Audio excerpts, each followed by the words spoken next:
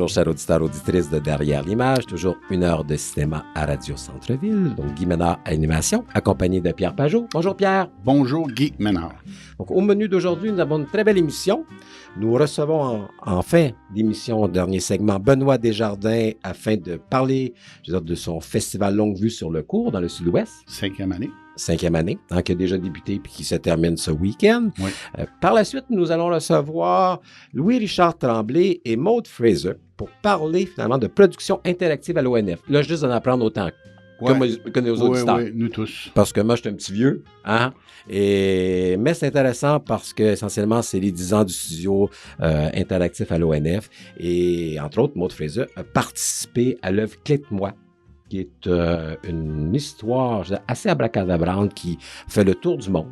Donc voilà. Et sur, bien sûr, le clitoris. C'était ça, clique-moi. Donc, Je pensais que c'était le tour du monde, c'est Jules Verne, non? Non, là, c'est le clitoris qui fait le tour du monde. Beaucoup plus original, j'avoue. Continue. Pierre, je vois, Pierre, que tu es vraiment intéressé. Et nous débutons notre émission avec David Findlay. Bonjour, David. Bonjour, David. Afin de discuter de Everything Outside, qui a pris l'affiche hier à la Cinémathèque, entre autres, et qui est présenté par la suite au Cinéma Quartier, bien sûr. Cinéma Quartier à Québec. J'espère bien. Au Cinéma du Parc aussi à Montréal. Et puis la Maison du Cinéma à Sherbrooke. Voilà. OK. Et on disait Cinéma Quartier parce que, David, tu es un petit gars de la région de Québec. Je viens de Québec, c'est bien ça. Ah, voilà. Bon. Et dans le... La plus belle ville du Québec. Oui, bien sûr. Et dans le cadre de Everything Outside, le lieu est important. Ah oui. Hein, oui, c'est vraiment presque un personnage en lui-même. Hein? Je suis d'accord avec vous. C'est un personnage, la maison, tout, oui. Donc, Lac Saint-Joseph. Oui, c'est ça. Donc, on a tourné, c'est ça, mon premier long métrage, Everything Outside, qui, en fait, raconte l'histoire d'une relation improbable, mais tout à fait sincère, entre une artiste québécoise de renom, une artiste peintre interprétée par Louise Portal. Et qui se nomme Louise également. Qui se nomme Louise dans le film. Et un jeune acteur de Toronto d'origine libanaise qui s'appelle Ahmed, joué par Ahmed Mouslimani. Et puis, c'est ça, c'est l'histoire de cette... rencontre-là tout à fait improbable, mais sincère. Et l'évolution, c'est ça, de cette relation-là entre ces deux personnes, ces deux artistes que la vie, normalement, aurait jamais fait en sorte qu'ils se rencontrent, jusqu'à temps que les réalités du monde extérieur, si on veut, les rattrapent dans cette espèce de bulle qui devient un peu trop belle pour être vraie. Et donc, comme tu le mentionnes, le thème de l'altérité est extrêmement important. Oui. Oui, parce que c'est essentiellement basé sur cette rencontre entre... Je pense que c'est important de le mentionner parce que cet artiste de Toronto est un anglophone. Oui. Louise Portal est une francophone, mais qui parle bien sûr l'anglais.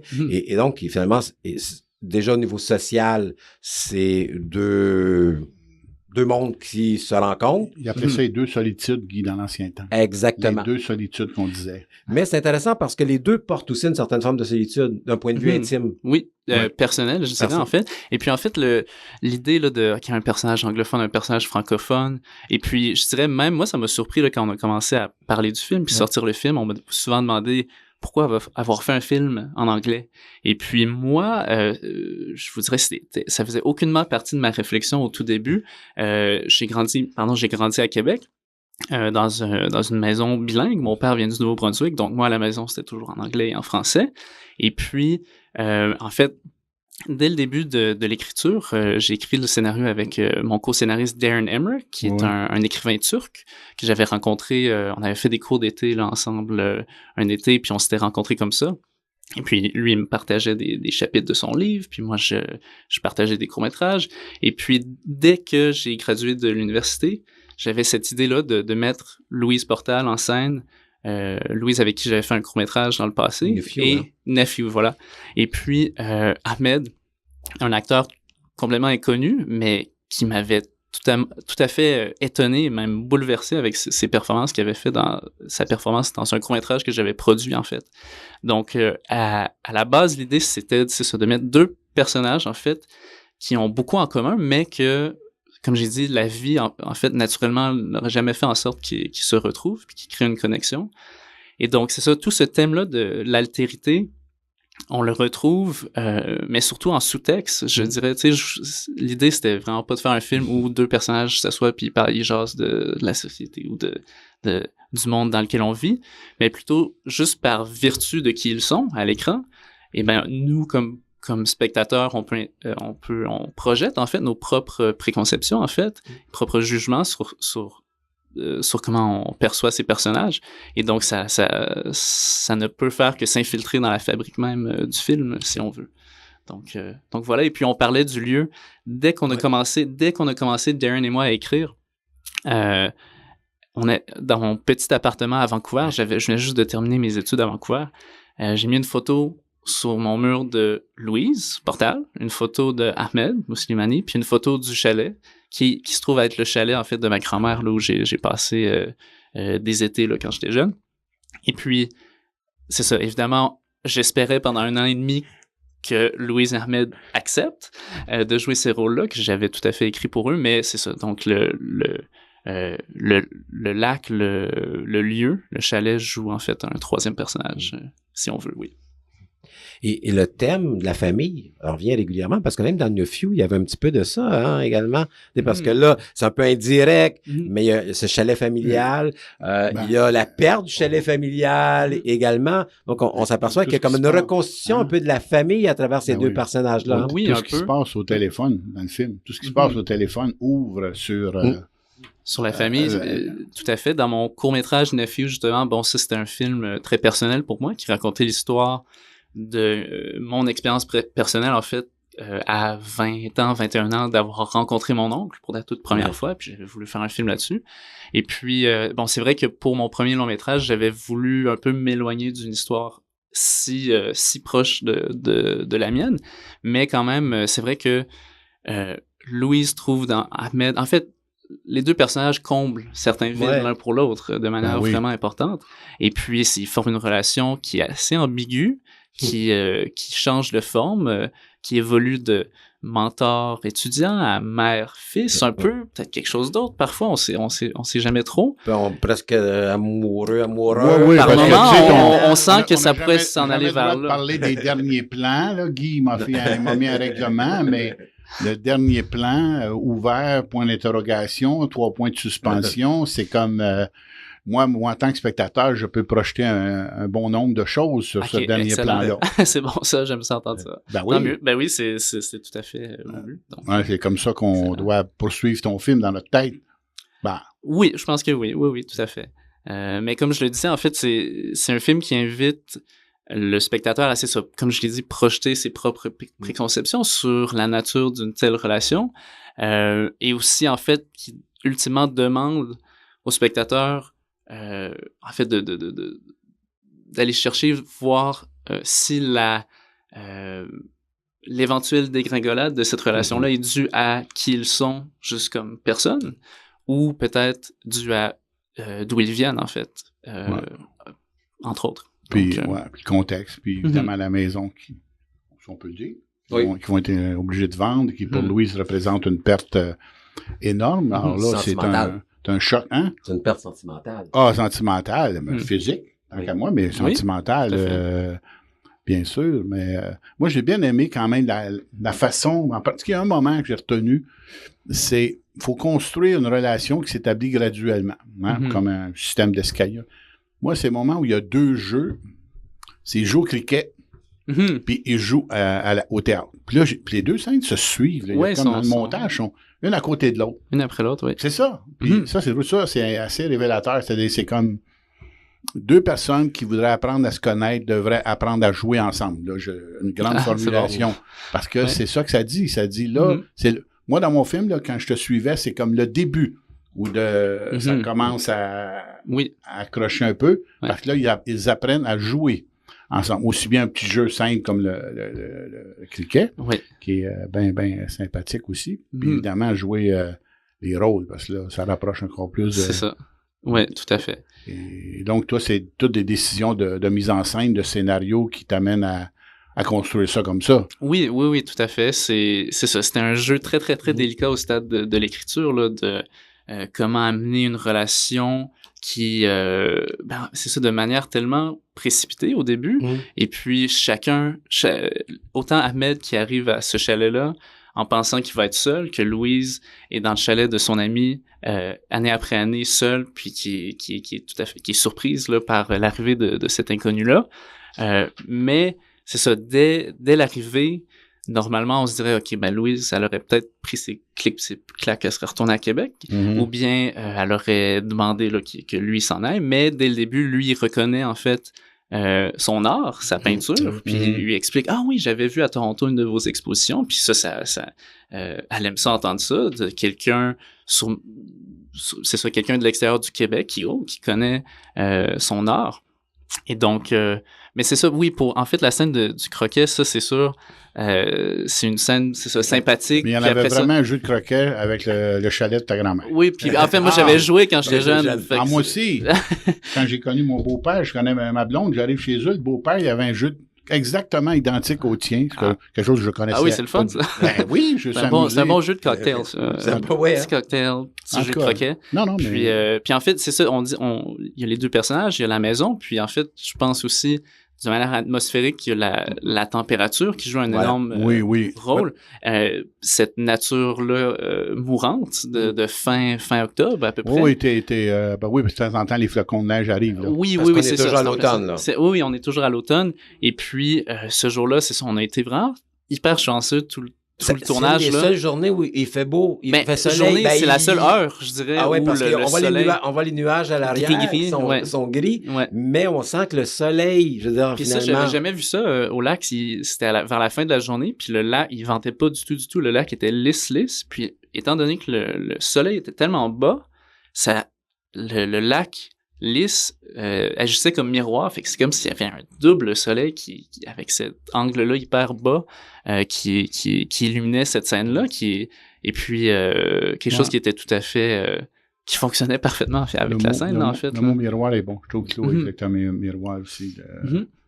Mais il y a un aspect dont vous avez parlé tantôt que je trouve extrêmement important, c'est un peu nos idées, un peu préconçues, parfois des préjugés qu'on peut avoir sur certaines situations. Parce que, oui, il y a ce début de relation à travers la peinture dont tu mentionnais, mais je dirais le début, je veux dire, du film, nous laisse présager quelque chose qui est plus de l'ordre du suspense. Hein? Parce que ce Ahmed-là, il fait un peu peur, dans un certain sens. Parce qu'il débarque de nulle part. Premièrement, il s'appelle Ahmed. Déjà, en partant, j'ai dit, waouh, il fait exprès. Là, j'ai dit, il veut jouer sur nos craintes de tout ce qui est arabe. Et, non, j'ai vraiment pensé ça. Je dis, écoute, s'appeler Ahmed, c'était comme, tu sais, c'est comme dans l'imaginaire social. C'est comme le nom. Tu sais, un nom qui peut inquiéter. Ouais. Et Guy a raison, ça créait une certaine inquiétude. Là. Ah oui, tout à fait. Dans ma réalisation, c'était vraiment voulu de jouer un peu avec les codes de suspense au début, de méfiance, tout à fait. Mais rapidement, en fait, là, c'est ça. Avant la moitié du film, je dirais de laisser tomber cette manière d'apprêter Ahmed, puis même en fait, c'est une façon très, très traditionnelle de commencer un film du point de vue du personnage plus conservateur pour voir comment il ou elle va changer, évoluer, mais rapidement, en fait, on change le point de vue du point de vue d'Ahmed pour, en fait, nous inviter, nous, le spectateur, à le suivre de plus près, et de vivre les scènes parfois de son point de vue. Puis, je vous dirais, au stade du montage, on a fait plusieurs petites séances là, comment dire... visionnement, pardon, pour, c'est ça, juste avoir une idée, tu sais, de comment le film est reçu, comment il est perçu, qu'est-ce qui est clair, qu'est-ce qui est pas clair. Et puis, moi, je demandais toujours, pendant le film, quel personnage, par curiosité, avec quel personnage avez-vous plus pris part, tu sais? De sympathie. Puis je vous dirais que les réponses étaient divisées 50-50 à peu près, à chaque fois. Tu divisé Goffy, justement, non? Non, pas du tout. Non, c'était tout à fait varié. Et puis, ça, j'ai trouvé ça, en fait, formidable d'en être arrivé à un tel point. Puis ça, ce que ça faisait, en fait, c'est que ça a enclenché des conversations hyper intéressantes par rapport à la représentation de certains personnages, autant Ahmed comme immigrant au Canada, que Louise comme juste femme dans la fin soixantaine, qui est, tu sais, des films avec un tel personnage en premier rôle, on en voit moins, pas souvent en tout cas. Non. Donc ça, j'étais bien heureux de voir ça. Non, mais moi, c'est assez clair pour Ahmed, en tout cas. Là. Si j'avais à répondre à ça, j'aurais été embêté.